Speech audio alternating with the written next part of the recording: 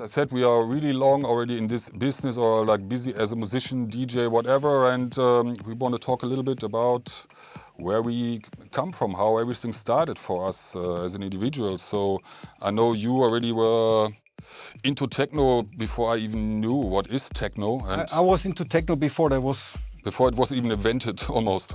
I invented beer and techno. Yeah.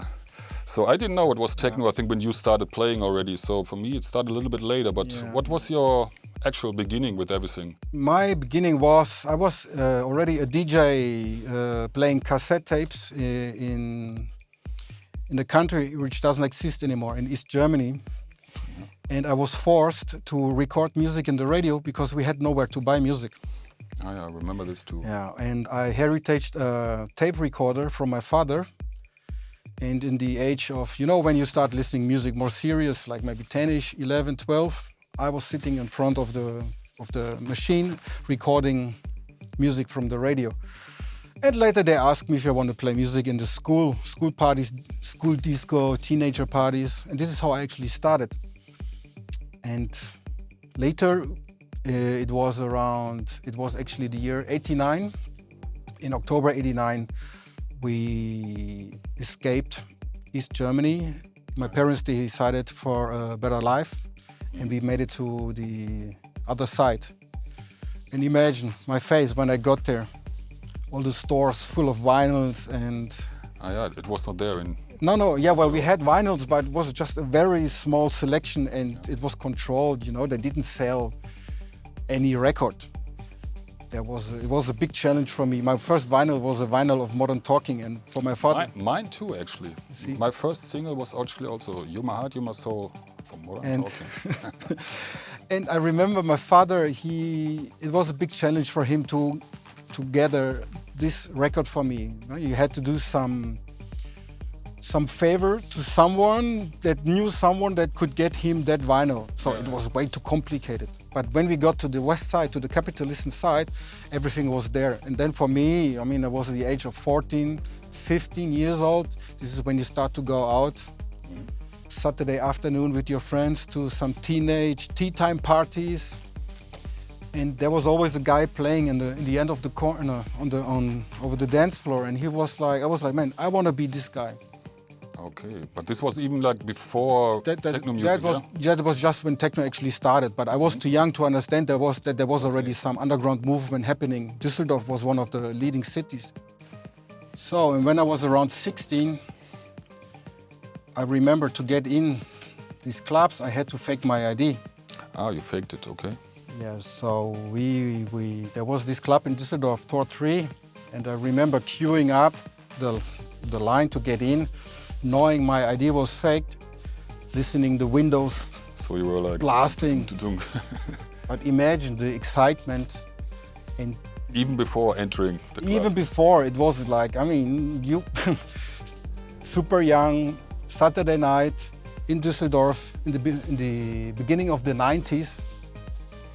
And once I made it inside, I knew that's it, that's my thing. Oh, you were right away convinced Yeah. that's the way to go. That sound, everything was different, everything was surprising. There was no formula anymore. I mean, I didn't know much about music anyway, I was too young. But from what I knew from the radio, that was different. And people were dancing different. They were dancing alone, nobody was dancing, you know, like a disco fox. And also the way they dressed was different. So for me, that was the thing. Okay. That was my beginning. I can understand, yeah.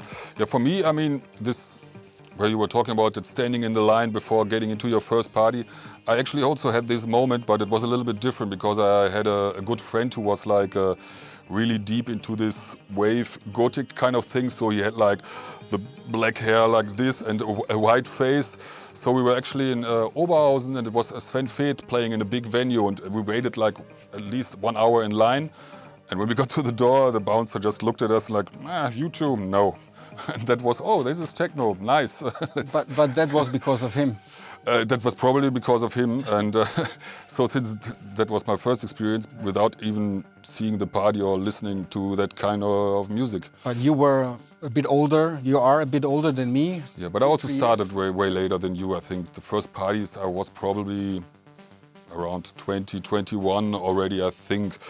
But yeah, for me, as you know, I was like a musician all my life, like from earliest age. I don't know, like 8 years I think I was old when I started playing piano. Then with 14, 15 I came the bass guitar and keyboard, lots of bands, and yeah, I almost did any kind of music already. Like in my life it was from jazz big band, like heavy metal band, top 40 band, a funk band, jazz big band. I played bar piano and a symphony orchestra, so it was everything. And then somebody took me to my first techno party when I was already a little bit older. And I remember actually in the beginning I didn't really understand the music because it was weird, like, you know, a kick drum all the time, all night, boom, boom, boom, every count it was a kick drum, and it was like, this is kind of weird, it's all the same. But on the other hand, it was like the energy that was there and like how the people were celebrating music, it was completely new and also got me in the first moment. And I was like, this is very different and somehow interesting. But it took me at least like another 6 months going to some parties to understand the music a little bit more, because this monotone, not happening too much kind of thing, that really a lot of things that I knew how music works are so different there. And it's actually something we want to talk about later, also how to really analyze music and what's different between, I don't know, rock, pop music or jazz, whatever, and electronic music, because it's a huge difference. And it took me a while to understand, but the more I understood, the more I got also hooked, and was just like a longer process. And this is when you decided also to stop playing in bands and to start your own thing? I did not stop immediately playing in bands, but maybe now there were times where I was playing in 5 bands, then maybe it went down to 3, 2, and then somehow I get in deeper and deeper, and then then it was only electronic music at some point, and it's actually till today. By the time I got to know you around 2000, you were still playing in bands? That's a good question. I don't think so, huh? No, I think I stopped already at that point. But yeah, I was already also since a few years in this thing, but probably stopped already at that time, but not sure. You're so good with the years, I always forget. That's a good thing. When you're a DJ, you remember dates and years, because your whole life depends on those 2 dates on the weekend. Friday, Saturday. I never know the birthday of anyone, you know. It's like, this guy I always forget, that guy I never knew. My mother's birthday, I always have to look up in the computer if it's the day before. I also still have to look for the one of my mother. Even then I forget it. So yeah, it makes it easier to remember years, because then I make bridges. You know, I have musics that I remember, tracks, what all these things, happenings based on music, around music, dates. And I think then in these early days, I think it started already slowly that we were surrounded by the same kind of people, and we actually still didn't know each other. I don't know, you know the years usually better than me, when it actually started, when we met the first time, and Yeah, it was the year 2000, as I said. 2000. Yeah, it was. It's now 20 years ago. So exactly with the new millennium we started, yeah? 20 years. Nice. Yes, well, and then I remember someone of our friends in common showing me your album. I don't know how many albums did you do? It was actually 2 as Space Safari, yeah. Yeah, so then it was the second album. And someone told me, listen to this. This is a guy from my city, and one day you might get to know him. And yeah, well, the rest is then a bit of history, right? Not so fast actually. It took us another 4 years before we decided to start making music together. Ah, it was 4 years? Yeah, 2004 it was. Yeah, I mean, it was the same for me, that people in our kind of common friends group were telling me about you, because you were that guy, you had this residency in this club in Düsseldorf, and it was a place, I think it was on Sundays or something, where a lot of people that I know went, and they were always talking about you playing there at the end, and that was always the special moment. Actually, a lot of time the reason why people went there, and yeah, I think it was kind of a slow process where we started to know each other, and Yeah, then I remember that I realized, because there were so many people around us that of course are also like, I'm a DJ, I'm a producer, but I think it stood out that I realized that you take it just a little bit more serious, like most of the people you know. And that was like the point where I thought like, he takes it serious, and I also actually take it really serious, so maybe it's a good idea to try this out together, because there are not many people that really try to take this in a serious way and go as far as possible to get as deep as possible inside the music and stuff, and also act as professional as possible in this kind of crazy business also that we're in now since 20 years. And yeah, and then, but it happened, everything else after that happened kind of organic. We didn't have a master plan. No, not at all. Just gave it a try, actually, no? I knew you know how to produce music, and I knew I had somehow a vision of how I want tracks to be.